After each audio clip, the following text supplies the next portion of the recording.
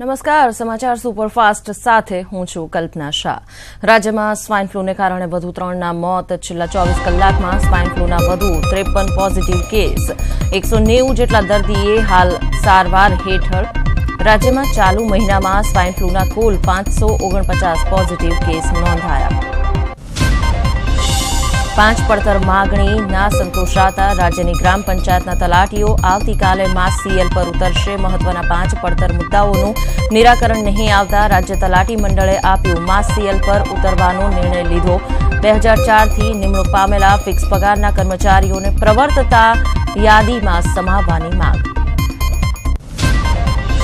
30 સપ્ટેમ્બરે પ્રધાનમંત્રી નરેન્દ્ર મોદી આણંદ આવી રહ્યા છે, ત્યારે તેમના કાર્યક્રમને લઈને તડામાર તૈયારીઓ ચાલી રહી છે। વડાપ્રધાનના કાર્યક્રમ પહેલા પોલીસના ઉચ્ચ અધિકારીઓએ સ્થળ પર રિહર્સલ કર્યું। પ્રધાનમંત્રી રવિવારે અમૂલ ડેરીની ₹1120 કરોડના વિવિધ 6 નૂતન પ્રકલ્પોનું લોકાર્પણ કરશે, જેનાથી રાજ્યના દૂધ ઉત્પાદકોને ₹1500 કરોડથી વધુની આવક થશે। પાટણમાં ફરી એકવાર કેનાલમાં ગાબડા પડ્યા। હમીરપુર ગામ પાસે આવેલી કેનાલમાં 1 મહિનામાં ત્રીજી વાર ગાબડા પડતા તંત્રની કામગીરીની પોલ ખુલી છે। વધુ એકવાર પડેલા ગાબડાના પગલે ખેડૂતોના ખેતરમાં પાણી ભરાઈ ગયા। એક બાજુ ઓછા વરસાદના કારણે ખેડૂતો પરેશાન છે, બીજી તરફ વારંવાર પડતા ગાબડાના કારણે ખેડૂતોને રોવાનો વારો આવ્યો। સૌની યોજના અંતર્ગત બોટાદના ભીમદાડ ડેમ અને ગોમા ડેમમાં પાણી છોડાયું। ખાલીખમ પડેલા ડેમમાં પાણીની આવક થતા ખેડૂતો ખુશખુશાલ જણાયા। ડેમમાં નવા નીર આવતા હવે તાતને સિંચાઈનું પાણી મળી શકશે। બનાસકાંઠાના વજેગઢ ગામના ગામ લોકોએ સામૂહિક આત્મવિલોપનની ચીમકી ઉચ્ચારી। ગામ લોકોનો આક્ષેપ છે કે 12 મહિનાથી પીવાનું પાણી નથી આવતું। આ અંગે કરાયેલી વારંવારની રજૂઆત છતાં તંત્ર આંખ આડા કાન કરે છે। ગામના 200 પરિવારોએ આ અંગે પાણી પુરવઠા વિભાગને જાણ કરી। જો સત્વરે યોગ્ય નિકાલ નહીં આવે તો આત્મવિલોપનની ચીમકી ઉચ્ચારી છે। સાબરકાંઠામાં શાકભાજીના ભાવ ન મળતા ખેડૂતોએ રસ્તા પર શાકભાજી ફેંકી વિરોધ નોંધાવ્યો। પોષણક્ષમ ભાવ ન મળતા ખેડૂતોએ શાકભાજી પશુઓને ખવડાવ્યા। હવે શાકભાજીની ખેતી નહીં કરવાનો નિર્ણય કર્યો। પહેલા મગફળી, લસણ અને હવે શાકભાજીના ભાવ ન મળતા તાતની જાણે કે માઠી બેઠી છે, ત્યારે રોષે ભરાયેલા સાબરકાંઠાના ખેડૂતોએ રસ્તા પર શાકભાજી ફેંકી વિરોધ વ્યક્ત કર્યો। ખેડૂતોએ ટામેટા, કારેલા સહિતના શાકભાજી પશુઓને ખવડાવી વિરોધ વ્યક્ત કર્યો। રાજ્યના કૃષિ પ્રધાન ફળદુના નિવેદનથી ખેડૂતોમાં રોષ। ભાવનગરના ખેડૂતોનું કહેવું છે કે ગત વર્ષે પણ કૃષિ મંત્રીને આવી જાહેરાત કરવાની જરૂર પડી હતી, પરંતુ મહુવા તાલુકાના કેટલાક ગામના ખેડૂતો સિવાય કોઈને સબસિડી નથી મળી। આ ઉપરાંત અન્ય તાલુકાના ખેડૂતોને લાભ જ નથી મળ્યો। કિસાન સંઘ એ સરકારના ખોળે બેસી ગયું છે। બુલેટ ટ્રેન અંગે મહેસૂલ મંત્રી કૌશિક પટેલે નિવેદન આપ્યું। જમીન સંપાદન મામલે કરેલી ઘોષણાઓને વકીલ આનંદ યાજ્ઞિકે ખોટી અને પોકળ ગણાવી। વકીલ આનંદ યાજ્ઞિક ખેડૂતોની જમીન સંપાદનના વિવાદને લઈને હાઈકોર્ટમાં કેસ લડી રહ્યા છે, ત્યારે તેમણે જણાવ્યું છે કે સરકાર ખેડૂતોને તેમની હકની રકમ સામે ખૂબ જ ઓછું વળતર આપવા જઈ રહી છે। પોરબંદર જિલ્લામાં ચાલુ વર્ષે નહિવત વરસાદના કારણે ખેડૂતોની સ્થિતિ કફોડી બની। પાણીના અભાવે હાલ પાક મુરઝાવા લાગ્યો છે। ખેડૂતો માટે પાણીની માંગ સાથે પોરબંદર જિલ્લા કોંગ્રેસના પ્રમુખ સહિત કોંગ્રેસના કાર્યકર્તાઓએ જિલ્લા કલેક્ટરની કચેરી બહાર ધરણા કરી વિરોધ નોંધાવ્યો। આ અંગે કોંગ્રેસે જિલ્લા કલેક્ટરને વહેલી આવેદનપત્ર પણ આપશે, જેમાં ખેડૂતોને સિંચાઈ માટે વહેલી તકે પાણી આપવાની રજૂઆત કરાશે। પોરબંદર જિલ્લા કોંગ્રેસના પ્રમુખનું કહેવું છે કે સરકારી તંત્રના કહેવાથી કાલિન્દ્રી ડેમ અંતર્ગત આવતા 4 ગામના ખેડૂતોએ પોતાના ₹50,000 ખર્ચીને કેનાલની સફાઈ કરાવી છે, જોકે પાણી આપવામાં બહાના કરે છે। તો કલેક્ટરનું કહેવું છે કે આ અંગે તેઓ અજાણ છે। ખેડૂતોએ અને કોંગ્રેસના કાર્યકર્તાઓએ ચીમકી આપી છે કે આ પ્રશ્નનો કોઈ ઉકેલ નહીં આવે તો ઉગ્ર આંદોલન કરવામાં આવશે, જેમાં સોમવારે કાલિન્દી ડેમના દરવાજા જાતે જ ખોલી નાખીશું। લોકસભાની ચૂંટણી માટે એક્શન પ્લાન તૈયાર કરવા કોંગ્રેસના પ્રદેશ હોદ્દેદારોની બેઠક મળી, જેમાં 26 લોકસભા કબજે કરવા કવાયત હાથ ધરવામાં આવી। બેઠકમાં લેવાયેલા નિર્ણય મુજબ કોંગ્રેસ આગામી 2 ઓક્ટોબરથી લોકસંપર્ક અભિયાન શરૂ કરશે, જે 19 નવેમ્બર સુધી ચાલશે. નીતિન પટેલે સ્ટેચ્યુ ઓફ યુનિટી મામલે કોંગ્રેસ પર આકરા પ્રહાર કર્યા. તેમણે કહ્યું, કોંગ્રેસ સરદાર પટેલનું અપમાન કરી રહી છે. કોંગ્રેસને 200 વિદેશી કામદારો દેખાયા, મોટી સંખ્યામાં કામ કરી રહેલા ભારતીય કામદારો ના દેખાયા. સાથે જ તેમણે કહ્યું, રાજકીય લાભ માટે અહેમદ પટેલે ફોટો વાયરલ કર્યો. પાટણના રાધનપુરમાં ભાજપે રેલી કાઢી. સરદાર પટેલની પ્રતિમા પર રાહુલ ગાંધીના વિવાદિત નિવેદન મામલે વિરોધ કર્યો. રેલીમાં ભાજપના પ્રદેશ પ્રમુખ જીતુ વાઘાણી, પ્રદેશ મહામંત્રી કેસી પટેલ જોડાયા. રાજ્યના મંત્રી દિલીપ ઠાકોર, પૂર્વ ધારાસભ્ય શંકર ચૌધરી પણ હાજર હતા. રાધનપુર હાઈવેથી ગાંધી બજાર સુધી રેલી વિરોધ નોંધાવ્યો. રાહુલ ગાંધીએ મધ્યપ્રદેશમાં સરદાર પટેલની પ્રતિમા પર કરેલી ટિપ્પણીનો દેશભરમાં ભાજપ દ્વારા વિરોધ થઈ રહ્યો છે. ત્યારે સુરતમાં ભાજપ યુવા મોરચા દ્વારા પણ રાહુલનો વિરોધ કરવામાં આવ્યો. યુવા મોરચાએ રેલવે સ્ટેશન ખાતે વિવિધ બેનરો સાથે રાહુલ ગાંધી હાય હાયના નારા લગાવ્યા. જૂનાગઢ શહેર ભાજપ દ્વારા રાહુલ ગાંધીએ સરદાર પટેલની પ્રતિમા વિશે કરેલી ટિપ્પણીના વિરોધમાં વિરોધ પ્રદર્શન કરવામાં આવ્યો. શહેરમાં ભાજપે રાહુલ ગાંધી સામે તેની ટિપ્પણી બદલ તેની માફીની માંગ કરી તો રાહુલ વિરોધી સૂત્રોચ્ચાર કર્યા. રાહુલ ગાંધી પર લાગેલ આરોપ બાદ વિપક્ષના નેતા પરેશ ધાનાણી પણ મેદાનમાં આવ્યા. ભાજપ પર આડકતરો પ્રહાર કરતા કહ્યું કે આઝાદીની લડાઈમાં અંગ્રેજોની દલાલી કરનારા લોકો દેશને ગીરવે મૂકવાનું કામ કરે છે.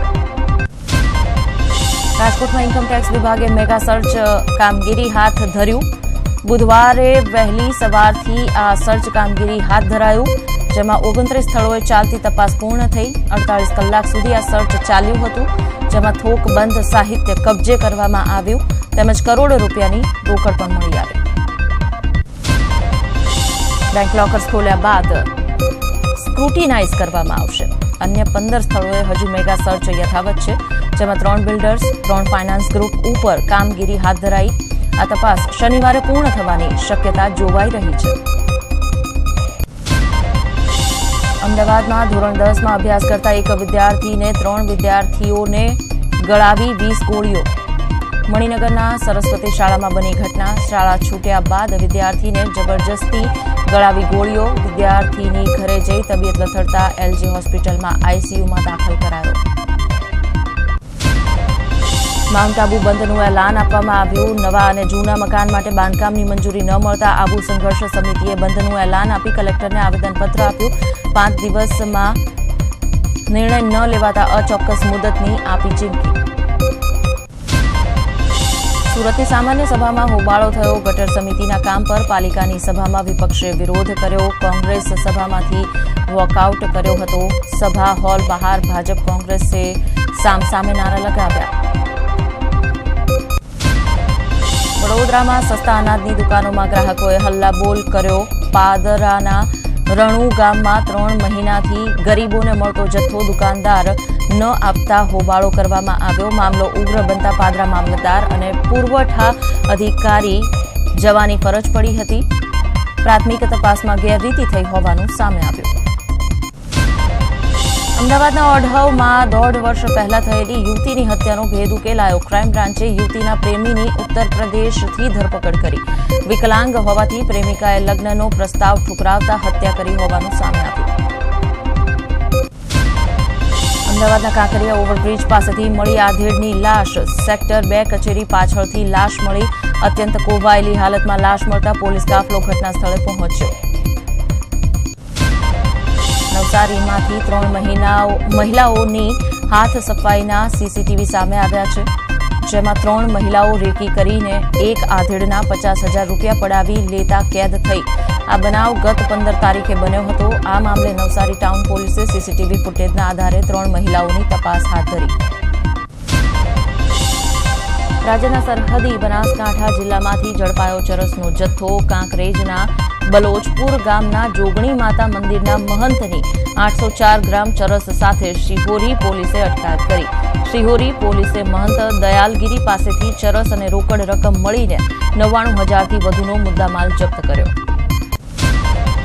સુરતના વરાછા વિસ્તારમાંથી બ્રાન્ડેડ કંપનીના નામે ગ્રાહકોને પધરાવાતી ડુપ્લિકેટ ઘડિયાળનો મોટો જથ્થો ઝડપાયો. સુરત પોલીસે બાતમીના આધારે હંસ સોસાયટી નજીક આવેલી જય અંબે વોચ નામની દુકાન પર દરોડો પાડ્યો. બ્રાન્ડેડ ઘડિયાળની કંપનીના માલિકોને સાથે રાખીને કાર્યવાહી કરવામાં આવી અને 11,25,000નો મુદ્દામાલ પોલીસે જપ્ત કર્યો. અમદાવાદમાં એસીબીએ ડુપ્લિકેટ વિજિલન્સ મામલતદાર પકડ્યો. 7/12ના ઉતારામાં નામ ન હોવાથી મકાન તોડવાની ધમકી આપતો હતો મામલતદાર. ₹3 લાખની માગણી કરી, જેમાંથી 50,000ની રોકડ લેતા મામલતદાર રંગે હાથે ઝડપાયો. અગાઉ 1970માં કારકુન તરીકે નોકરી કરતો હતો આરોપી. સુરતમાં લાખો નહીં કરોડો રૂપિયાના દારૂના જથ્થાનો નાશ કરવામાં આવ્યો. છેલ્લા 2 વર્ષમાં અલગ અલગ પોલીસ સ્ટેશનમાંથી પકડાયેલા દારૂના જથ્થા પર પોલીસે બુલડોઝર ફેરવ્યો. ડિંડોલી, કાપોદ્રા, સરથાણા સહિતના પોલીસ સ્ટેશન દ્વારા અલગ અલગ વિસ્તારમાંથી આ દારૂનો જથ્થો પકડી પડાયો હતો. જામનગરમાં જાહેર સ્થળ પર નાનકડી વાત પર એક યુવક પર હુમલો કરવામાં આવ્યો. 10 વ્યક્તિઓએ ભેગા મળીને એક યુવકને સામું કેમ જોઈ રહ્યો છે કહીને ઢોર માર માર્યો. સમગ્ર ઘટનાના સીસીટીવી સામે આવ્યા. પોલીસે ફરિયાદ નોંધી તપાસ હાથ ધરી.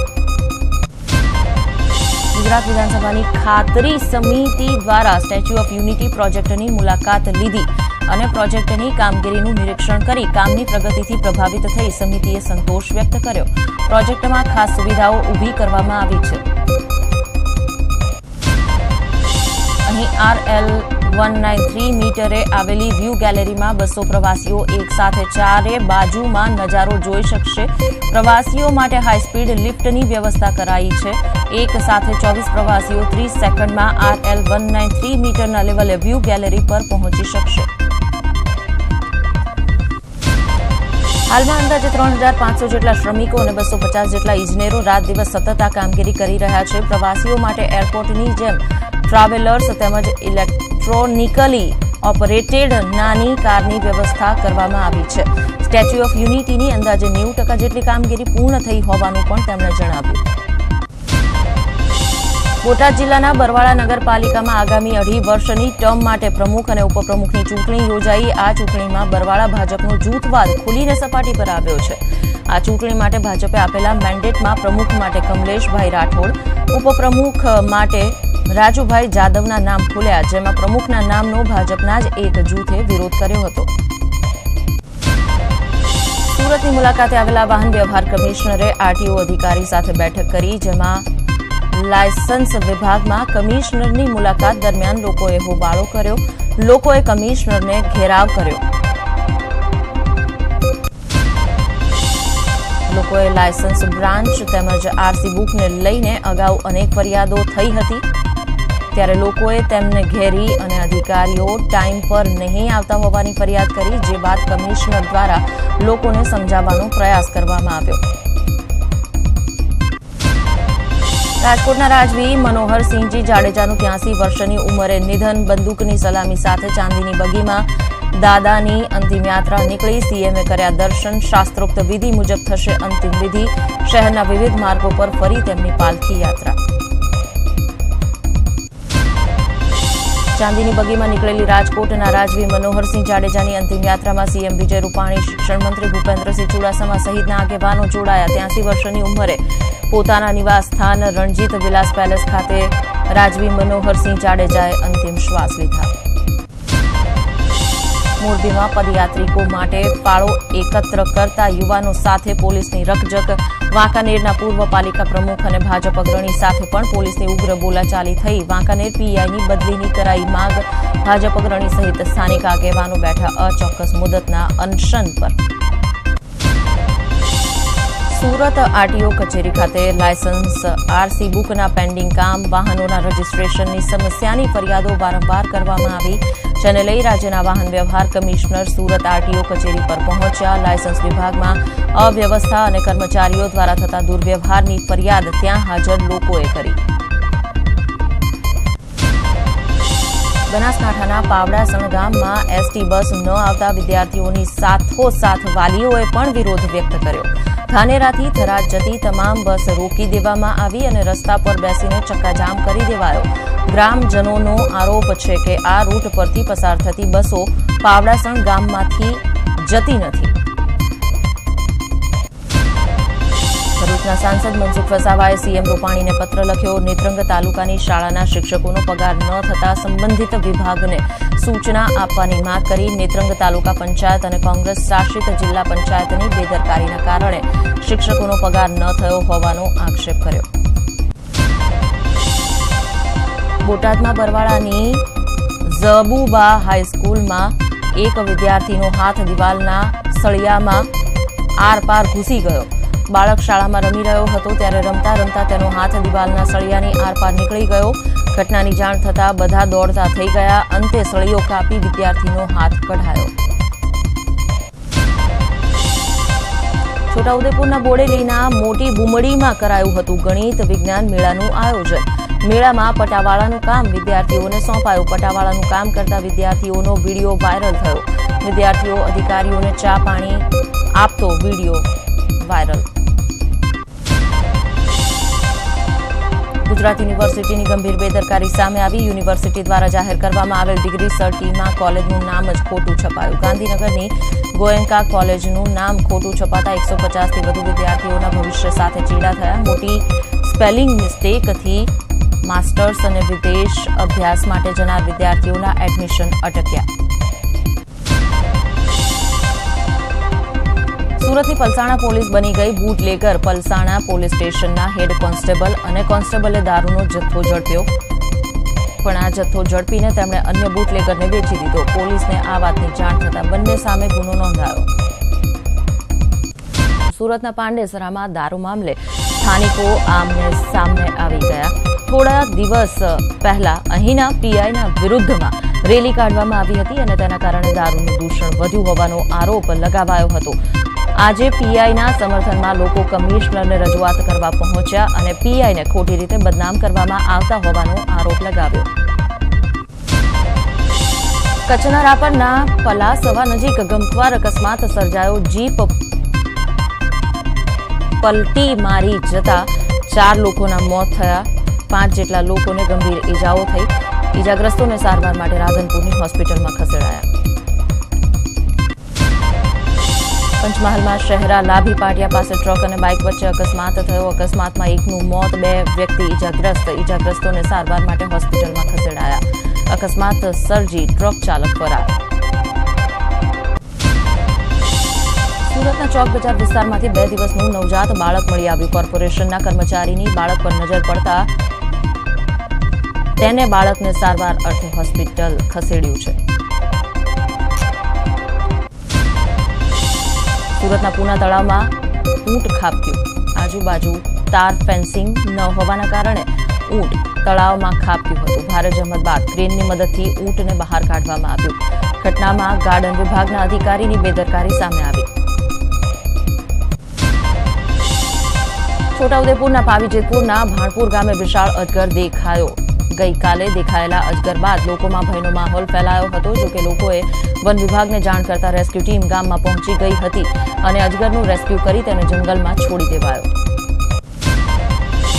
ભારતે પાકિસ્તાન સામે કરેલી સર્જિકલ સ્ટ્રાઇકની બીજી વર્ષી નિમિત્તે દેશની 3 પાંખ દ્વારા વિજય ઉત્સવ ઉજવાઈ રહ્યો છે. ત્યારે જામનગર ખાતે પણ એરફોર્સ દ્વારા વિજય ઉત્સવની ઉજવણી કરવામાં આવી, જેમાં યુદ્ધ જહાજોનું પ્રદર્શન યોજાયું. યુદ્ધ માટેના મહત્વના વિવિધ બોમ્બ લોન્ચર, રોકેટ સહિતના આધુનિક હથિયારોનું પ્રદર્શન રાખવામાં આવ્યું હતું. ત્યારે આ વિજય ઉત્સવમાં શાળાના વિદ્યાર્થીઓને પણ સામેલ કરાયા. વિદ્યાર્થીઓને એરફોર્સના સીઈઓએ તેમણે કઈ રીતે સર્જિકલ સ્ટ્રાઇક કરી અને દુશ્મન દેશના દાંત ખાટા કરી નાખ્યા તેનો સમગ્ર ચિતાર આપ્યો. નર્મદામાં સ્મૃતિ ઈરાનીની હાજરીમાં શાળાના મધ્યાહન ભોજનમાંથી જીવડા નીકળવાની ઘટના બાદ ન્યૂઝ 18ની ટીમે જિલ્લાની આંગણવાડીનું રિયાલિટી ચેક કર્યું. ન્યૂઝ 18ની ટીમ દાહોદ પહોંચી, જ્યાં આંગણવાડીના ચોપડે 60 વિદ્યાર્થીઓની સંખ્યા બતાવાઈ, પરંતુ આંગણવાડીમાં હતા માત્ર 8 થી 10 જ બાળકો. ત્યારબાદ આંગણવાડીના રસોઈઘરમાં ન્યૂઝ 18ની ટીમ પહોંચી, જ્યાં રસોડામાં કોઈ પણ પ્રકારની સાફ સફાઈ જોવા ન મળી તો ઘઉં ભરેલા પીપળામાં પણ ગરોળી જોવા મળી. દાહોદ બાદ અમારી ટીમ પહોંચી અરવલ્લીના ભિલોડા તાલુકાના ખારી ગામમાં આંગણવાડીમાં આ આંગણવાડીને પોતાનું મકાન નથી, જેથી ગામના કમ્યુનિટી હોલમાં આંગણવાડી ચાલે છે. આંગણવાડીમાં ગામના 19 બાળકો આવે છે. આંગણવાડીમાં કોઈપણ પ્રકારની સુવિધા નથી. શામળાજી અમદાવાદ હાઈવે પર આવેલ ગડાદર ગામની આંગણવાડીમાં ન્યૂઝ 18ની ટીમ પહોંચી. અહીં માત્ર 7 બાળકો આવે છે, જેમના પોષણ માટે સરકાર જથ્થો આપે છે, પણ તેમાં પણ જીવાત જોવા મળી. બનાસકાંઠાના ડીસા તાલુકાના ઠાકોરવાસ ખાતે આવેલી આંગણવાડીનું મકાન તદ્દન જર્જરિત હાલતમાં છે. હાલ આંગણવાડી બાજુમાં આવેલ રેન બસેરામાં ચાલી રહી છે, જે મકાન પણ ભયંકર રીતે તૂટેલું જોવા મળ્યું અને ચોમાસા દરમિયાન તો અહીં સાપ અને વીંછી પણ નીકળે છે. બનાસકાંઠા બાદ અમારી ટીમ જૂનાગઢના મધ્યાહન ભોજનના રસોડાની મુલાકાત લીધી. જોકે અહીં સફાઈ તો જોવા મળી, પરંતુ મધ્યાહન ભોજનના સંચાલકોનો આક્ષેપ છે કે ઘણી વખત કઠોળ, ફૂગ અને અનાજમાં જીવડા જોવા મળ્યા. હવે અમારી ટીમ પહોંચી મહેસાણા. અમારી ટીમ મહેસાણા જિલ્લાની એક પ્રાથમિક શાળામાં પહોંચી, જ્યાં 150થી વધારે બાળકો પોષણક્ષમ ભોજન લે છે. પણ આ દ્રશ્યો જોઈને તમને આ દાવા સામે સવાલો ચોક્કસ ઊભા થઈ શકે છે. અહીં સ્વચ્છતાના નામે મીંડું છે. રસોઈના વાસણો જાણે વર્ષોથી ધોવામાં જ નથી આવ્યા. સંચાલિકાનો દાવો છે કે આ અનાજ કઠોળ આગળથી જ આવું આવે છે અને રજૂઆત પણ કરી છે, છતાં વર્ષોથી બાળકો માટે જીવ જંતુવાળું ખરાબ અનાજ સરકાર મધ્યાહન ભોજન માટે આપી રહી છે. ન્યૂઝ 18 ગુજરાતીએ શરૂ કરેલા ઓપરેશન પોષણમાં જીવડા જોવા મળ્યા. સાબરકાંઠાના હિંમતનગરમાં ન્યૂઝ 18 ગુજરાતીની ટીમ પહોંચી તાલુકાઓમાં આવેલ 8 થી 10 શાળાની મુલાકાત કરી, જેમાં સામે આવ્યા ચોંકાવનારા દ્રશ્યો. મોટાભાગની શાળાઓમાં ચણા, ચોખા અને ઘઉં સડેલા હોવાનું સામે આવ્યું. ખુદ મધ્યાહન કર્મીઓ પણ સરકારે આપેલા અનાજની ટીકા કરી રહ્યા છે. ન્યૂઝ 18 ગુજરાતીની ટીમ પહોંચી ભાવનગર જિલ્લાની સુવિધા મહિલા સંઘ નિર્મળનગર ખાતેની આંગણવાડીમાં, જ્યાં સ્વચ્છતાના તો ધજાગરા ઉડેલા જોવા મળ્યા. મધ્યાહન ભોજનની મુલાકાત લેતા પહેલા અક્ષય પાત્ર જેવી સંસ્થાએ પ્રવેશની જ મનાઈ ફરમાવી હતી. જોકે મામલતદારની પરવાનગી બાદ અંતે પ્રવેશ આપ્યો. આંગણવાડી માટે ભોજન પૂરી પાડતી સંસ્થાના રસોડાની મુલાકાત લેતા જે દ્રશ્યો સામે આવ્યા તે ખૂબ ચોંકાવનારા હતા. સ્વચ્છતા ન હોય તેવા સ્થાને એક સાથે અનાજની ગુણોનો ઢગલો રસોડામાં હતો, જેમાં સાફ કર્યા સિવાયનું અનાજ જોવા મળ્યું અને તેમાં જોવા મળ્યા મોટા મોટા જીવડા. અને જીવડા માત્ર અનાજ જ નહીં, અનાજની ગુણો પર પણ સ્પષ્ટ રીતે જોવા મળતા હતા.